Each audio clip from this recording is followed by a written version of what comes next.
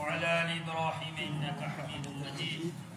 اللهم بارك على محمد وعلى آل محمد كما باركت على إبراهيم وعلى آل إبراهيم إنك حميد مجيد. اللهم صل على محمد وعلى آل محمد كما صليت على إبراهيم وعلى آل إبراهيم إنك حميد مجيد. اللهم بارك على محمد وعلى آل محمد كما باركت على إبراهيم وعلى آل إبراهيم إنك حميد مجيد. الحمد لله نحمده ونستعينه ونستغفره ونؤمن به ونتوكل عليه ونعوذ بالله من شرور أنفسنا ومن سيئات أعمالنا. من يهده الله فلا مضل له ومن يضلله فلا هادي له. ونشهد أن سيدنا وسندنا ومولانا محمدا عبده ورسوله. أما بعد فأعوذ بالله من الشيطان الرجيم. بسم الله الرحمن الرحيم.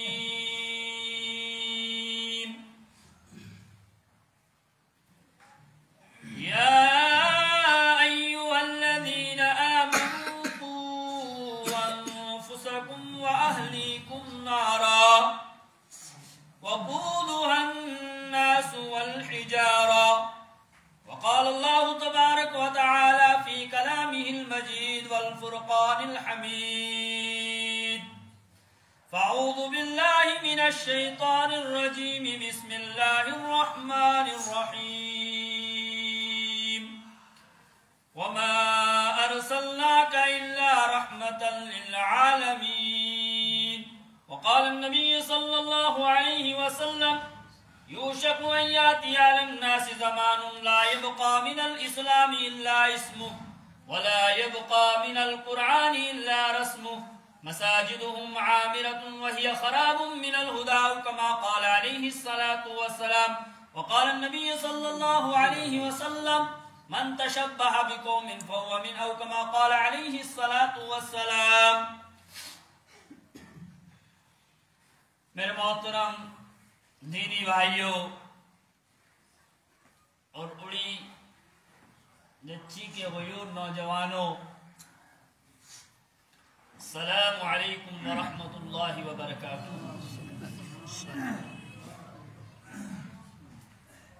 اللہ رب العزت کا بے حد کرم، بے حد احسان کہ جس اللہ نے ہم اور آپ کو بہت بڑی نعمت سے نوازا ہے، وہ ہے ایمان. ایمان سے بڑھ کر دنیا میں کوئی نعمت نہیں ہے. انسان کو اپنی اولاد کتنی پیاری اور لاڈلی ہوتی ہے، محبوب ہوتی ہے،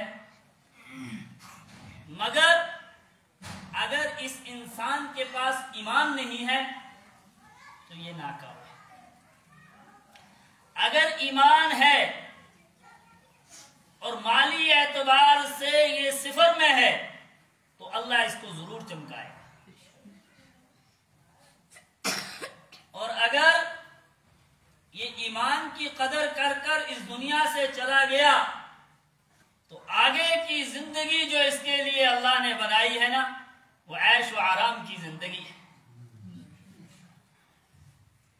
تو حدیث پاک کے اندر آیا ہے کہ مسلمان کا بھائی ہے، المسلم اخو المسلم. کس اعتبار سے؟ کہ دین کے اعتبار سے. ہم نے پڑھا ہے لا الہ الا اللہ محمد محمد رسول اللہ صلی اللہ علیہ وسلم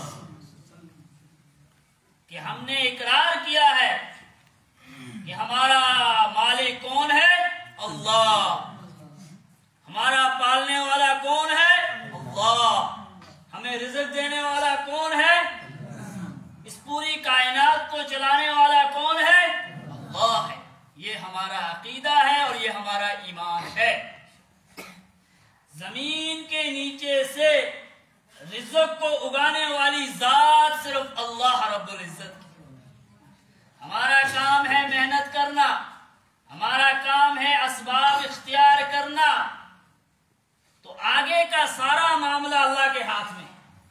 زمین کے اندر ہم مکی کا دانہ ڈال دیتے ہیں اور کس کے بھروسے پر چھوڑ کر آ جاتے ہیں کہ ہم میں سے کوئی جاتا ہے جب دانہ ڈالتا ہے پھر اس کو آہستہ آہستہ کھینچ کر بڑا کرتا ہے. ایسا کبھی ہوا بھائی؟ تو ہم ڈال کر آ جاتے ہیں، کچھ دن گزرتے ہیں اور نیچے سے اللہ اس کو اگاتا ہے. کچھ ٹائم گزرتا ہے، تھوڑا اور بڑا ہو جاتا ہے، پھر ہم جا کر اس کے اوپر محنت کرتے ہیں، اس کے بیچ سے کانٹے کو بھی ہٹاتے ہیں، اس کے بیچ میں گھاس کو بھی ہٹاتے ہیں. وہ اب جب بڑا ہو گیا، اب اللہ چاہتے تو اس کے ساتھ وہ بھی نہیں لگا سکتے تھے، رزق نہیں لگا سکتے تھے، مگر اللہ ایک کے ساتھ 100 دانے لگانے والی جو ذات ہے وہ اللہ. یہ ہمارا ایمان ہے. اور اللہ کے بعد جو حق ہے وہ ہے جناب محمد رسول اللہ. اللہ کا مقام بہت اونچا ہے. اللہ کے مقام کے ساتھ کسی کا مقام ہو سکتا؟ جس نے اللہ کے ساتھ کسی کو بھی لگا دیا وہ کفر ہو گیا. وہ کیا ہو گیا؟ کفر. مدد کرنے والے کون؟ اللہ. بعض دفعہ ہمارے یہاں، پتہ نہیں آپ کے یہاں بھی ایسا ہوتا ہوگا، کوئی باری چیز اٹھاتے تھے، کرتے تھے یا اللہ یا رسول کر مدد کرتے تھے جی. ایسا معاملہ تھا. اب جو ہی ہم نے رسول اللہ صلی اللہ علیہ وسلم کے نام کے ساتھ مدد لگائی، ہم ایمان سے خارج. جب ہمارا عقیدہ بھی ہے مدد کرنے والی ذات رسول اللہ صلی اللہ علیہ وسلم کسی کی مدد کر سکتے، وہ تو اللہ کے حبیب، اللہ کے پیارے ہیں. اللہ کے حبیب نے ہمیں خود سکھایا ہے کہ اگر کوئی چیز بھی مانگنی ہو، کس نے مانگنی ہے؟ اس لیے اللہ کے ساتھ کسی کو شریک، ان الشرک لظلم عظیم، سب سے بڑا گناہ جو ہے وہ شرک ہے. اب اگر کسی نے کہا یا رسول کر مدد، یا علی کر مدد، یا ابو بکر کر مدد، تو پھر اللہ میں اور نبیوں میں اور صحابیوں میں کوئی فرق رہا میرے بھائیوں؟ فرق تو کچھ نہیں رہا نا. تو اللہ نے درجے بندی کی ہے. سب سے اونچا مقام اللہ جل شان. اس کے بعد انبیاء میں سب سے افضل ترین انبیاء میں سے جو امامت کی جناب محمد رسول اللہ صلی اللہ علیہ وسلم نے، تمام نبیوں سے بڑھ کر مقام جو ہے وہ جناب محمد رسول اللہ صلی اللہ علیہ وسلم. اور صحابہ میں سب سے افضل مقام جو ہے وہ ہے حضرت ابوبکر صدیق رضی اللہ تعالی. اللہ کے بعد نبیوں کا درجہ، نبیوں کے بعد صحابہ کا درجہ، صحابہ کے بعد تابعین کا درجہ، اور تابعین کے بعد تبع تابعین کا درجہ، اور تبع تابعین کے بعد بزرگان دین اولیاء کا درجہ ہے. ولی کی ہر کسی کے اندر استعداد ہے کہ وہ ولی بن سکتا ہے، مگر کوئی ولی جو ہے وہ تابعی نہیں بن سکتا، اور کوئی تابعی جو ہے وہ صحابی نہیں بن سکتا، اور کوئی صحابی نبی نہیں بن سکتا. جس نے جناب محمد رسول اللہ صلی اللہ علیہ وسلم کو ایمان کی حالت میں دیکھا ہو اور اس کا انتقال بھی ایمان کی حالت میں ہو، اس کو صحابی رسول کہتے ہیں. ایمان کی حالت میں حضور کا دیدار کیا ہو اور ایمانی کی حالت میں اس کا انتقال بھی ہوا ہو تو وہ ہے صحابی رسول. اور اس کے بعد تابعین جو ہے جنہوں نے صحابہ کا دیدار کیا ہو اس کو کہتے ہیں تابعین، اور تبع تابعین کہتے ہیں جس نے تابعین کا دیدار کیا ہو اس کو تبع تابعین کہتے ہیں. اور اس کے بعد ولی اللہ کا درجہ ہے. ولی تو ہر انسان بن سکتا ہے مگر اس کے لیے عبادت کی ضرورت ہے، اس کے لیے اللہ کا تعارف ضروری ہے، اس کے لیے جناب محمد رسول اللہ صلی اللہ علیہ وسلم کی محبت ضروری ہے. اسی لیے حدیث پاک میں آیا ہے، حدیث قدسی ہے. حدیث قدسی اس حدیث کو کہتے ہیں جو فرمان اللہ کا ہوتا ہے اور زبان مبارک ہوتی ہے جناب محمد رسول اللہ صلی اللہ علیہ وسلم۔ اللہ کے نبی نے من عادى لي وليا فقد آذنته بالحرب، جو میرے ولی کے ساتھ عداوت اور دشمنی رکھے گا اس کے ساتھ میرا اعلان جنگ ہے۔ کون فرما رہے؟ اللہ رب العزت۔ اس لیے بزرگوں کا احترام لازمی ہے، علماء دین کا احترام لازمی ہے، اپنے بڑوں کا احترام لازمی ہے۔ اور حدیث میں آیا ہے ایک زمانہ آئے گا پچھلے لوگ پہلے لوگوں کو برا بھلا کہنے لگے، ان چیزوں سے اپنے آپ کو بچائیں، قربان جائیں جناب محمد رسول اللہ صلی اللہ علیہ وسلم۔ اصل میں بیان سننا مقصد نہیں ہے میرے دینی بھائیوں، اصل میں عمل کرنا مقصد ہے، واہ واہ کرنا مقصد نہیں، مقصد ہے کہ ہماری زندگیاں بدل جائیں، ہم دین کے اوپر آ جائیں، ہم دین میں خلط ملط نہ کریں، ہم دین کو چھپانے کی کوشش مت کریں، حق کو باطل کے ساتھ نہ جوڑیں، باطل کو حق کے ساتھ نہ جوڑیں، بلکہ حق کو بولیں اللہ مدد کرے، اور حق کو چھپا کر جب کریں گے اللہ کی مدد نہیں آئے گی۔ بعض دفعہ لوگ کہتے ہیں ابھی وہ بارہمولہ میں ہوں گے تو دوسرا آدمی اس کا انتظار کرتا ہوگا، وہ پہنچے گا، وہ بولے گا میں چندواڑی میں پہنچ گیا ہوں، اڑی تک پہنچنے کے لیے وہ دن میں 50 بار جھوٹ بولے، تو اللہ کی مدد آئے گی یا اللہ کی ناراضگی آئے گی؟ اللہ کی ناراضگی۔ رشوت عام ہو چکی ہے، کوئی چھوڑنے کے لیے تیار نہیں ہے۔ بھائی کیا کریں مولوی صاحب، اگر اس کو رشوت نہیں دیں گے تو ہمارا کام نہیں نکلے گا، 1 مہینے سے پھنسا ہوا ہے، 2 مہینے سے پھنسا ہوا ہے، اب کیا کریں، کوئی چارہ کار ہی نہیں۔ حدیث میں کیا ہے؟ الراشی والمرتشی کلاہما فی النار، رشوت دینے والا رشوت لینے والا کلاہما فی النار، دونوں کے دونوں جہنمی۔ فرمان جناب محمد رسول اللہ صلی اللہ علیہ وسلم۔ اللہ کی نبی کی بات کو اگر کوئی آدمی ہلکا سمجھے تو اس کا ایمان رہے گا؟ تو ہمارا ایمان یہ ہونا چاہیے جہاں بھی کہیں باطل کوشش کر رہا ہے اور ہمارا دل کے اندر فوراً اس کے بارے میں نفرت پیدا ہونی چاہیے کہ یہ ایمان کا جز نہیں ہے بلکہ یہ انسان غلط کر رہا ہے۔ میرے دینی بھائیوں، اللہ نے ہمیں ایمان دیا ہے، یہ ایمان فری میں ہمیں نہیں ملا، اس کے پیچھے قربانیاں لگی ہوئی ہیں، اور تب جا کر ایمان ہمارے پاس پہنچا ہے۔ صحابہ نے جانیں دی ہیں، انبیاء علیہ السلام کو عارو سے چیرا گیا ہے، انبیاء علیہ السلام کو گھروں سے نکالا گیا ہے، اور کیا وجہ تھی؟ یہی کہ اللہ کے نبی نے دین کو مٹنا برداشت نہیں کیا۔ تو اگر ہم دین کی محنت نہیں کریں گے، اللہ میرا آپ کا پورے علاقے کا محتاج نہیں ہے، اللہ ہمیں ختم کر کر کسی اور کو ایمان دے کر اپنے دین کا کام لے لے گا، اللہ کسی کا محتاج تو نہیں ہے نا۔ میرے دینی بھائیوں، ایک بات ذہن میں رکھیں، ہم سب کے سب ذمہ دار ہیں، ہم سب کے سب کیا ہیں؟ ذمہ دار۔ حدیث پاک کے اندر آیا کلکم راعٍ وکلکم مسئول عن رعیتہ، تم سب کے سب چرواہ ہو، ذمہ دار ہو۔ حضرت نبی اکرم صلی اللہ علیہ وسلم کے زمانے میں بکریوں کے ریوڑ زیادہ ہوتے تھے، اللہ کے نبی نے مثال دے کر سمجھایا، دیکھو جس طرح یہ چرواہ جو ہے یہ اپنی بکریوں کو لے کر جا رہا ہے، اگر وہ 100 بکری لے گا، شام کو اگر 80 واپس لائے گا، کیا اس کا مالک اس کو پوچھے گا نا 20 کہاں چھوڑی؟ قربان جائے جناب محمد رسول اللہ، 1400 سال پہلے کیا مثال دی؟ فرمایا جس طرح یہ ذمہ دار ہے اسی طرح تم سب کے سب ذمہ دار ہو، تم سب کے سب سے کل قیامت کے دن پوچھا جائے گا میں نے یہ دین دیا تھا، اس دین پر کیا عمل کیا، یہ دین کہاں تک پہنچایا؟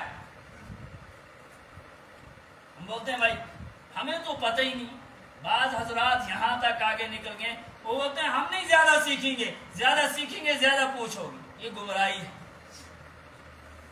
یہ شیطان کا دھوکہ ہے، یہ گمراہ کرنے والی چیز ہے انسان کو، اور جتنا علم ہے اس کو پھیلانا ہے۔ اس مجمع میں کون آدمی ایسا ہے جس کو سورہ فاتحہ یاد نہیں ہے؟ کوئی ہے؟ بالکل نہیں ہے۔ کون آدمی ایسا ہے جس کو کلمہ پہلا یاد نہیں ہے؟ کون آدمی ہے جس کو قل هو اللہ یاد نہیں ہے؟ بتاؤ ہم نے آج تک یہ سورہ فاتحہ قل هو اللہ دعائے کنون کتنوں کو سکھائی؟ کسی کو سکھائی بھائی؟ تو حدیث میں تو آیا ہے سب کے سب ذمہ دار ہیں، ہم نے تو مولوی کو بنا دیا ہے ذمہ دار، بس یہی واز پڑے گا یہی لوگوں کو سنائے گا۔ نہیں، اللہ کے نبی صلی اللہ علیہ وسلم کا انتظار کرتے ہوں گے اور ہم سب سے ایک ایک کر کر پوچھا جائے گا بتاؤ میں نے دین دیا تھا، اس دین کے اوپر کیا عمل کیا؟ میں نے مال دیا تھا، یہ مال تم نے کہاں خرچ کیا؟ میں نے جوانی دی تھی، یہ جوانی تم نے کس جگہ پر خرچ کی؟ اس کے بارے میں تو پوچھ ہوگا میرے دینی بھائیو، ہاں اللہ پوچھے گا۔ یہ سب چیزیں ختم ہو جائیں گی نا، اللہ کا کلام کہہ رہا ہے، ہم اپنی طرف سے نہیں کہہ رہے ہیں۔ اللہ کیا فرما رہے ہیں؟ اذا السماء انفطرت، یہ آسمان جو ہمیں نظر آ رہا ہے یہ پھٹ جائے، اس کے ٹکڑے ہو جائیں۔ وَإِذَا الْكَوَاكِبُ انتَثَرَتْ، یہ ستارے ٹوٹ جائیں گے۔ وَإِذَا الْبِحَارُ سُجِّرَتْ، دریاؤں کے اندر آگ لگا دی جائے۔ وَإِذَا الْجِبَالُ سُجِّرَتْ، یہ جو پہاڑ ہمیں نظر آ رہے ہیں نا یہ روئی کی گھالیوں کی طرح اٹھتے پھریں، یہ اللہ نے یہ پہاڑ لگائے ہیں زمین کے اندر کیل کا کام کر رہے ہیں۔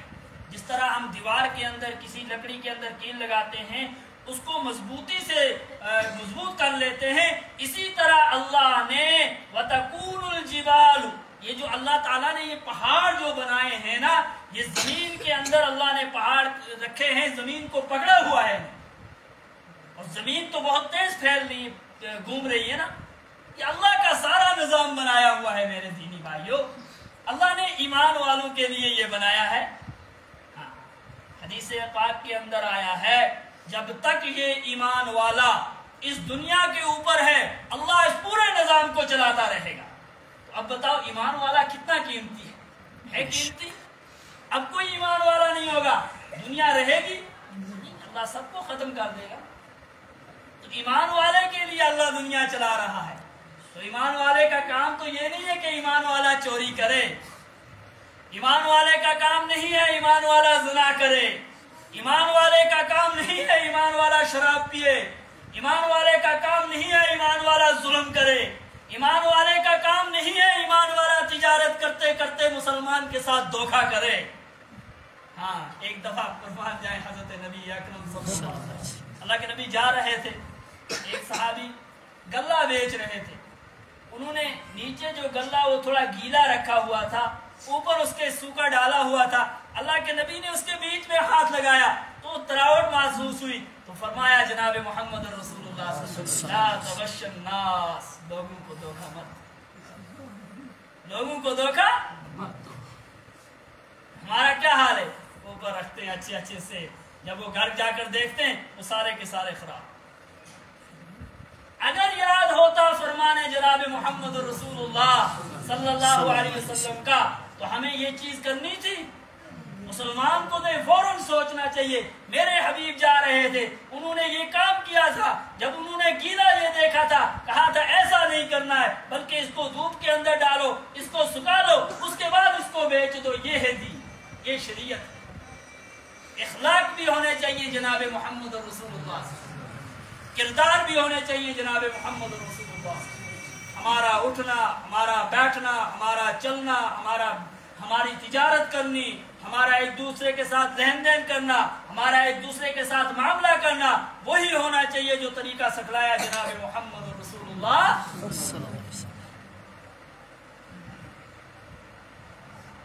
اللہ تعالیٰ قرآن پاک میں فرما رہے ہیں الذین اذا اصابتهم مصیبہ، اے ایمان والو جب تمہارے اوپر کوئی مصیبت پریشانی آ جائے، آتی ہے ہر ایک پر، غم آتا ہے، اللہ کے نبی صلی اللہ علیہ وسلم اللہ نے کیا فرمایا قرآن میں؟ الذین اذا اصابتهم مصیبہ قالوا، تو کہو انا للہ و انا الیہ راجعون، اے اللہ یہ مصیبت آپ ہی کی طرف سے ہے اور آپ ہی اس کو کیا کرنے والے؟ لوٹانے والے۔ مصیبت دینے والے کون ہیں؟ مصیبت کو ختم کرنے والے کون ہیں؟ خوشی دینے والے غم دینے والے، یہ اللہ کا سارا نظام چلتا ہے۔ اللہ جب کسی معاملے میں انسان کو پکڑتے ہیں تو اس پر بھی اللہ کا شکر کرنا چاہیے۔ کیا کرنا چاہیے؟ اللہ پاک قرآن پاک فرمائے لَإِن شَكَرْتُمْ لَأَزِيدَنَّكُمْ وَلَإِن كَفَرْتُمْ إِنَّ عَذَابِي لَشَدِيدٌ۔ اے بندے میری نعمتوں کا شکر ادا کر۔ کیا کر؟ اللہ کی نعمتیں ہمارے پاس ہیں بھائی، ہیں ہی نہیں ہیں؟ بولو بھائی، پھر بات کرنے کا مزہ بھی آتا ہے۔ ہمارے پاس اللہ کی نعمتیں ہیں۔ یہ ناخن اللہ کی نعمت ہے، ہم جب کاٹتے ہیں کوئی قدر کرتے ہیں؟ نہ کرتے ہیں، پھینک دیتے ہیں۔ اگر انسان کے پاس یہ نعمت نہ ہوتی، ناخن ہم معمولی چیز اس کو سمجھتے ہیں، اگر یہ ناخن نہ ہوتے تو اگر انسان کے کمر کے اوپر کھجلی آ جاتی، بتاؤ وہ کیا کرتا؟ یا تو اس کو دوسرے کے پاس جانا ہے، میری کمر پر کھجلی آئی ہے مجھے کھجو، یا تو کسی دیوار کے ساتھ کھڑا ہونا ہے جس طرح جانور کرتے ہیں، یا تو کچھ لکڑی پتھر اٹھانا ہے۔ کتنی دشواری ہوتی۔ اب جو ہی انسان کو کسی جگہ کھجلی آتی ہے تو دماغ اطلاع کرتا ہے ہاتھ کو، ہاتھ اپنا یہ مشین لے کر فوراً اس جگہ پر پہنچتی ہے جہاں کھجلی ہوتی ہے، ناخن معمولی اس کو کھجلتے ہیں، وہ چیز ختم ہو جاتی ہے۔ اگر ناخن نہ ہوتے تو پھر ہمیں کتنی دشواری اس ایک نعمت کی وجہ سے اٹھانی پڑتی، وہ ہمیں پتہ۔ اندھے سے جا کر پوچھو آنکھیں کیا ہے، اندھے سے جا کر پوچھو آپ کو پتا ہے سفید کیا ہوتا ہے، وہ بتائے گا۔ اندھے سے جا کر پوچھو آپ نے دیکھا کالا آدمی کیسا ہوتا ہے، اندھے سے جا کر پوچھو دیکھ ہم نے مسجد کے اندر رنگ کیا ہوا ہے، آپ نے کبھی ہماری مسجد کا رنگ دیکھا؟ کیا بولے گا؟ تو آنکھیں والے اللہ کی نعمت ہونے کے باوجود بھی اس کی ناقدری کر۔ تو اللہ کیا فرما رہے ہیں؟ لَأَزِيدَنَّكُمْ، اگر قدر کرو گے زیادہ کرو، وَلَئِن كَفَرْتُمْ، جو آدمی گنگا ہے، بات نہیں کر سکتا ہے، اس سے جا کر پوچھو، وہ کوشش کرتا ہوگا میں اس کو کوئی بات سمجھاؤں، وہ زبان سے نکل نہیں۔ تو یہ زبان اللہ کی نعمت ہے یا نہیں ہے؟ تو اللہ نے نعمت دینے کے بعد کیا فرمایا؟ جناب محمد رسول اللہ صلی اللہ علیہ وسلم نے فرمایا تم مجھے دو چیزوں کی گارنٹی دو، میں تمہیں جنت کی گارنٹی دیتا ہوں۔ ایک دو جبڑوں کے درمیان والی چیز جناب محمد رسول اللہ صلی اللہ علیہ وسلم نے زبان کو پکڑ کر کہا، ایک یہ زبان، اور دو رانوں کے درمیان والی چیز شرمگاہ، ان دو چیزوں کی گارنٹی دو، میں آپ کو جنت کی گارنٹی دیتا ہوں۔ اور سب سے زیادہ آدمی جہنم میں انہی دو کی وجہ سے جائے۔ ہو رہا ہے ایسا؟ مسجد میں بیٹھا ہوا آدمی، میں بیان نہیں کر رہا ہوں، میں سمجھا رہا ہوں، مسجد میں بیٹھا ہوا آدمی غیبت کر رہا ہے، مسجد میں بیٹھ کر، اللہ کے گھر کے اندر بیٹھ کر نماز پڑھ کر، فلانے نے آج یہ کر دیا، اس کو یہ نہیں کرنا تھا۔ اور حدیث پاک میں کیا آیا؟ الغیبت اشد من الزنا، غیبت کرنا زنا سے زیادہ سخت۔ تو ہم اس کو گناہ سمجھتے ہیں؟ بالکل ختم۔ رشوت کو ہم گناہ سمجھتے ہیں؟ اللہ کے نبی نے فرمایا ایک زمانہ آئے گا رشوت کا لوگ نام ہی بدل دیں گے۔ آج کوئی بولتا ہے بھائی رشوت دو، چائے پانی دو، سگریٹ دو، یہ چیزیں بولتے ہیں، نام ہی بدل دیا اور گناہ عام ہو جائے۔ اور حدیث میں آیا ہے اذا فاتک الحیاء فافعل ما شئت، جب حیا فوت ہو جائے جو مرضی۔ اور یہ قیامت کی علامتیں حدیث میں آیا ہے، فرمایا جناب محمد رسول اللہ صلی اللہ علیہ وسلم نے، جب عورتیں سرکش ہو جائیں گی، نوجوان بھٹک جائیں گے، سمجھ لو قیامت کریں۔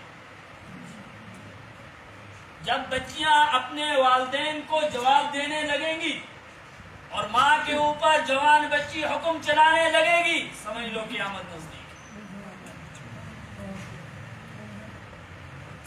ایسا ہو سکتا ہے ہماری مسلمان بچی ہمارے گھر سے سکن ٹائٹ لگا کر نکلے اور اس کی باڈی، پورے جسم کی باڈی پوری دنیا دیکھے، اور ہمیں یہ گوارا ہی نہیں ہو رہا ہے یہ گناہ کر ہے ایسا. یہ پرانے بزرگ بیٹھے ہوئے ہیں. پہلے زمانے میں اگر کوئی اس قسم کا لباس تو پہلے تو کسی کی مجال ہی نہیں ہوتی تھی. اگر کسی عورت کے سر سے دوپٹہ اتر جاتا تھا تو پورا علاقہ اس کی مذمت کرتا تھا. آج کسی کی ہمت ہے وہ کسی کی بچی کو بول سکتا ہے ذرا آپ نے سر پر دوپٹہ رکھا. حدیث میں آیا نا اذا فاتک الحیا فافعل. جب حیا فوت ہو جائے جو مرضی ہے. قربان جائیں جناب محمد صلی اللہ علیہ وسلم. اس لیے میرے دینی بھائیوں آج ماحول بہت خراب ہے. بہت حد سے زیادہ ماحول خراب ہو چکا ہے. اتنا خراب ہے کہ ہمارا مسلمان طبقہ یہ محنت کر رہا ہے کہ مسلمان ہی کا ایمان کھینچا جائے. ہمارا مسلمان طبقہ ہماری مسلمان بچیوں کو نچا رہا ہے. یہ آج محنت چل رہی ہے. آپ نے بھی دیکھا ہوگا سوشل میڈیا. ہماری یہ محنت چل رہی ہے کہ ایمان والے کا اندر کا ایمان جو ہے اس کو بگاڑا جائے.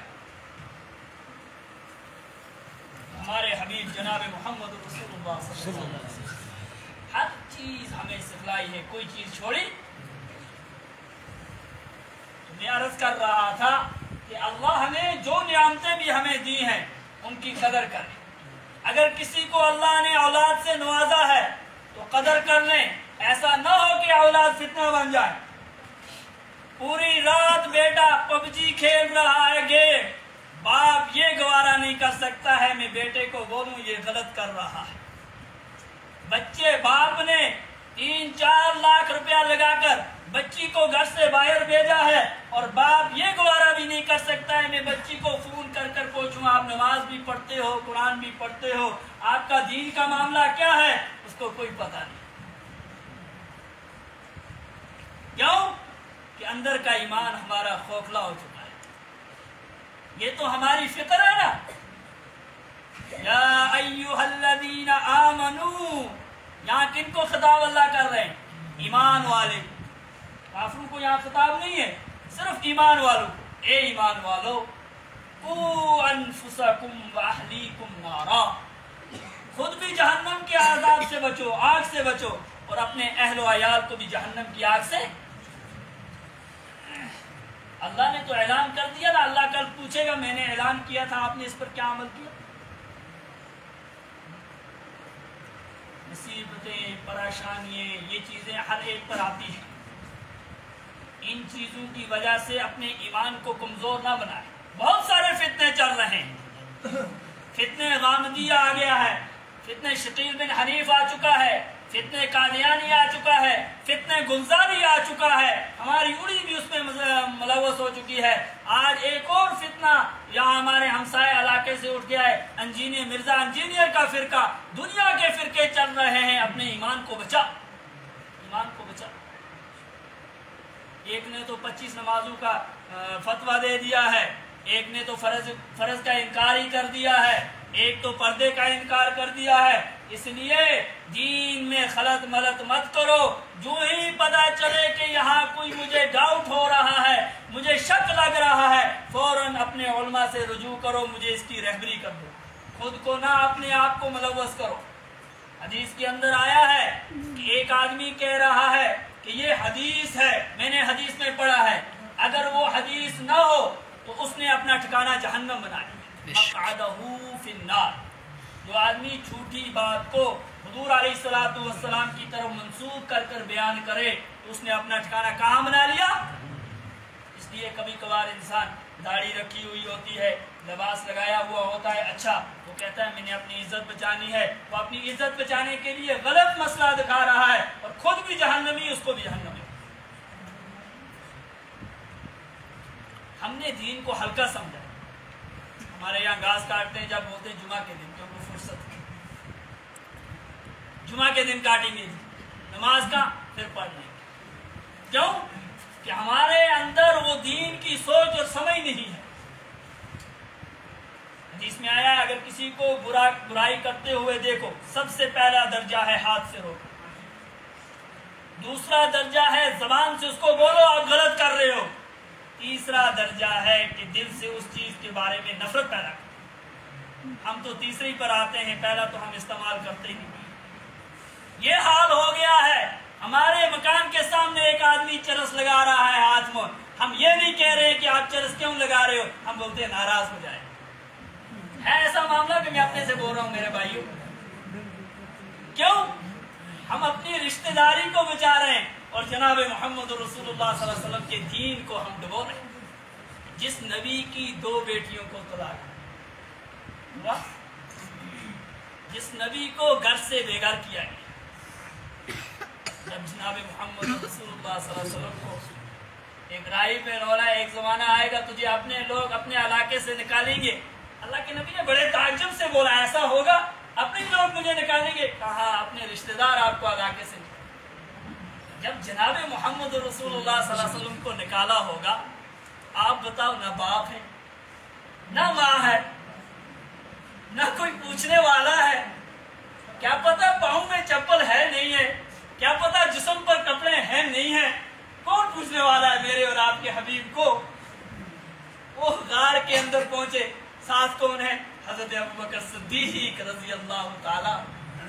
اللہ کے نبی کے دل میں کیا گزرا ہوگا کہ میرے ابا جان ہوتے آج میرے پر یہ ظلم کر رہے ہیں، اگر ابا جان ہوتے کم سے کم روکتے تو صحیح نا، اگر اماں جان ہوتی کم سے کم اس کو یہ دل کے اندر ہوتا نا میرا بیٹا فاقے جا رہا ہے، کیا پتا میرے حبیب نے کتنے دن کھانا نہیں کھایا ہوگا۔ ایسا ہوا ہوگا نا میرے بھائیوں؟ اس پہاڑ پر پہنچتے پہنچتے جو حاجی صاحب یہاں سے گیا ہوگا، پوچھو ان کو گزرے وہ نہیں پہنچ سکتے ہیں، دور سے کہتے ہیں، دور سے دعا کر لیتے ہیں، وہاں نہیں پہنچ سکتے۔ میرا اور حبیب، آپ کا حبیب چھوٹا بچہ کس طرح وہاں پہنچا؟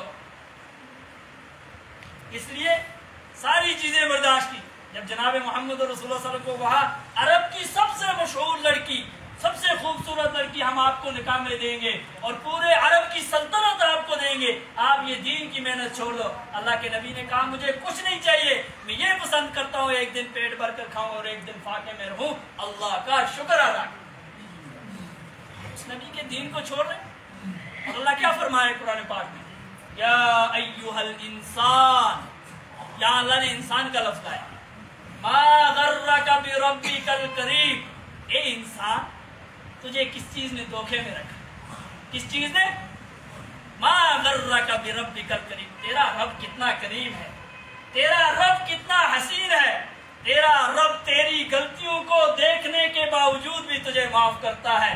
خدا کی قسم، اللہ اگر ہماری غلطیوں پر پکڑے ہم اس زمین پر رہنے کے لائق نہیں، ہم اس زمین پر رہنے، مگر اللہ ہماری غلطیوں کو چھوڑنے دیکھنے کے باوجود بھی اللہ کیا کرتے ہیں؟ اے بندے ایک بار کہہ دے یا اللہ مجھے معاف کر دے، میں ایسے معاف کرتا ہوں جیسے وہ ابھی ماں کے پیٹ سے پیدا ہو۔ معافی مانگنے والا اخلاق، کردار، اٹھنا بیٹھنا، آپس میں تعلقات، یہ ایمان والے کا حق ہے۔ ہمارا کیا حال ہے؟ ہمارا یہ حال ہے، اگر کسی کے مکان کا پانی ہمارے مکان کے قریب گرے گا، ہم عمر بھر اس کے ساتھ بات ہی نہیں کرتے، معمولی باتوں پر ایک دوسرے کے ساتھ لڑائی کرتے۔ میں اس پر بات آپ کو بتا رہا ہوں، حضرت نبی علیہ السلام کی کتنی بیٹیاں تھی بھائی؟ 4 تھی بھائی، بولیں، یہ مذاکرہ ہے آپس میں۔ کتنی بیٹیاں تھی؟ 4 بیٹیاں تھی۔ ایک طبقے نے 3 کو کاٹ دیا، ایک ہی رکھ دی، بلکہ 4 تھی۔ کتنی تھی؟ 4۔ بڑی بیٹی حضرت زینب رضی اللہ تعالی، حضرت رقیہ رضی اللہ تعالی، حضرت ام کلثوم اور حضرت فاطمہ الزہرا رضی اللہ۔ 3 کو ختم کر کر ایک فاطمہ یاد رکھی، بلکہ 4 بیٹیاں تھی۔ کتنی بیٹیاں تھی؟ 4۔ بڑی بیٹی جو تھی حضرت زینب رضی اللہ تعالی، بخاری میں واقعہ۔ یہ دیکھو، میں عرض کر رہا ہوں کہ اللہ کے نبی کتنے معاف کرنے والے تھے۔ حضرت زینب کا نکاح ہوا تھا ابو العاص سے، اس نے ایمان نہیں لایا، اس وقت جائز تھا، ابھی یہ آیت نازل نہیں ہوئی تھی، یہ ڈاؤٹ نہیں ہونا چاہیے، اس وقت شریعت میں یہ چیز جائز تھی۔ حضرت زینب رضی اللہ تعالی عنہ حمل سے تھی، پیٹ سے تھی، ان کے پیٹ میں بچہ تھا۔ اب جب عورت کے پیٹ میں بچہ ہوتا ہے تو عورت کی یہ خواہش ہوتی ہے کہ میں اپنے ابا جان کے یہاں چلی جاؤں، میری بہنیں ہیں، میری والدہ ہے، میرے باپ ہیں، بھائی ہیں، وہ ہماری رہبری کریں گے، اچھی طرح ہمیں دیکھیں گے، یہ ہر ایک کی خواہش ہوتی ہے۔ تو حضرت زینب نے کہا میں اپنے ابا جان کے جانا چاہتی ہوں۔ ابا جان کون تھے؟ جناب محمد رسول اللہ۔ ابو العاص نے کہا اچھا ٹھیک ہے، میں سواری کا انتظام کر لیتا ہوں تو آپ چلے جانا۔ اس نے سواری کا انتظام کیا۔ حضرت زینب رضی اللہ تعالیٰ عنہ نکلی۔ ابو جہل نے لڑکوں کو بتلایا، دشمن اسلام تھا، کہا دیکھو کائنات کے نبی کی بیٹی ہم سے بچ کر جا رہی ہے، یہ ہمارے لیے غیرت کی بات ہے۔ بیٹھیں، بعد میں سنت کے لیے ٹائم دے دیں گے انشاءاللہ۔ حضرت زینب رضی اللہ تعالیٰ عنہ نکلی تو ابو جہل نے نوجوانوں کو بکھلایا۔ نوجوان آگے آئے، انہوں نے حضرت زینب کو روک لیا، کہا ہم نہیں جانے دیں گے۔ حضرت زینب نے بڑے غصے سے ان کو کہا دباؤ سے، تو وہ ڈر گئے، تھوڑے ڈر کر پیچھے ہٹے۔ ابو جہل نے پھر بکھلایا، دشمن اسلام تھا، حضور کو کہا کرتا تھا کہ تیری نسل ہی ختم ہو جائے گی، تو ابتر ہے، تیری نسل آگے چلنے والی نہیں ہے۔ حضور نے فرمایا انشاءاللہ میری نسل پورے عالم میں پھیلے گی، اور تیرا کوئی صحیح طرح سے نام لینے والا بھی، آج کوئی بھی لیتا ہے لعنت ہی بھیجتا ہے، اچھی طرح اس کا نام کوئی لیتا۔ حضرت زینب رضی اللہ تعالیٰ عنہ کو جب انہوں نے دوسری بار حملہ کیا، ان میں ایک شخص تھا، اس کا نام تھا حبار ابن اسود۔ کیا نام تھا؟ یہ نام یاد رکھیں، حبار ابن اسود۔ اس نے تیر مارا حضرت زینب۔ حضرت زینب اونٹنی پر سوار تھی، وہ تیر آ کر لگا حضرت زینب کے پیٹ میں، اور حضرت زینب کا پیٹ پھٹ گیا، اور جو بچہ تھا پیٹ میں وہ حمل بھی گر گیا، اور وہی تیر لگا اونٹنی کو تو اونٹنی بھی گر گئی نیچے۔ اب حضرت زینب اسی خون کی حالت میں پڑی ہوئی ہے، ابا جان وہاں ہیں، ان کو کوئی پتہ بھی نہیں ہے۔ یہاں سے واقعہ آگے نہیں لکھا ہے، کیوں؟ کیا حالات بیان کرتے۔ پھر جب جناب محمد رسول اللہ صلی اللہ علیہ وسلم کے پاس حضرت زینب پہنچی، بتاؤ جب حضرت زینب نے اپنا واقعہ اپنے ابا جان کو بیان کیا ہوگا، کیا گزری ہوگی جناب محمد رسول اللہ۔ کوئی باپ بھی ہو، ہم میں سے کوئی ہو، اگر اس کے بچے کے ساتھ یہ معاملہ ہو، وہ برداشت کرے گا؟ کتابوں میں لکھا ہے جب حضرت زینب نے کہا ابا جان مجھے مارا گیا، میرے پیٹ میں بچہ تھا وہ بھی ضائع ہو گیا اور خون بھی تھا، تو لکھا ہے کہ اللہ کے نبی کی آنکھوں سے اس طرح آنسو جا رہے تھے جس طرح بارش کے قطرے نکلتے۔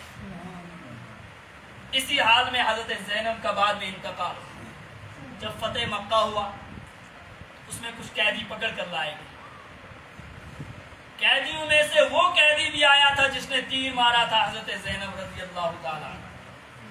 اب اللہ کے نبی چیف جج بنے ہوئے ہیں، اب ایک ایک کو بلا کر پوچھ رہے تو کون ہے، تو کون ہے۔ اب اس کا جب نمبر آیا وہ پیچھے پیچھے بھاگنے لگا، وہ کہنے لگا میں کیا بولوں گا، میں کون ہوں۔ جب اس کا نمبر آیا اس کے کہنے لگا کون ہے، یا رسول اللہ صلی اللہ علیہ وسلم مجھے معاف کرو۔ اللہ کے نبی نے فرمایا کیا بات ہے، اللہ عالم، اللہ کے نبی پہچانا نہ ہو۔ کہا کیا بات ہے، کہا یا رسول اللہ صلی اللہ علیہ وسلم مجھے معاف فرما دے۔ کہا آپ نے کیا کیا، کہا میں وہی شخص ہوں جس نے تیر مارا حضرت زینب رضی اللہ تعالیٰ عنہ کے شکم مبارک میں، مجھے معاف کر دیں۔ تو حضور کو وہ سارا منظر یاد آ گیا اپنی بچی کا۔ حضور نے فرمایا قربان جائیں جناب محمد، حضور نے فرمایا میں نے تو اسی وقت معاف کر دیا۔ ہے کوئی دنیا کا انسان اتنا معاف کرنے والا؟ ہم امتی کس کے ہیں؟ جناب محمد رسول اللہ۔ ہمارا طریقہ، ہمارا اٹھنا، ہمارا بیٹھنا، یہ سارا ہمارا دین کے اندر ہونا چاہیے۔ ایک بات میں عرض کر دوں میرے بھائیوں، جب بھی مسجد میں آؤ تو شکرانے کے 2 رکعت نماز پڑھو کہ اللہ آپ نے مجھ سے آج دن میں ایسا کوئی گناہ نہیں کرایا جس کی وجہ سے مجھے مسجد سے دور رکھا، میری 5 نمازیں ہو گئی، اس کا مطلب یہ ہے آج دن آپ مجھ سے راضی ہیں۔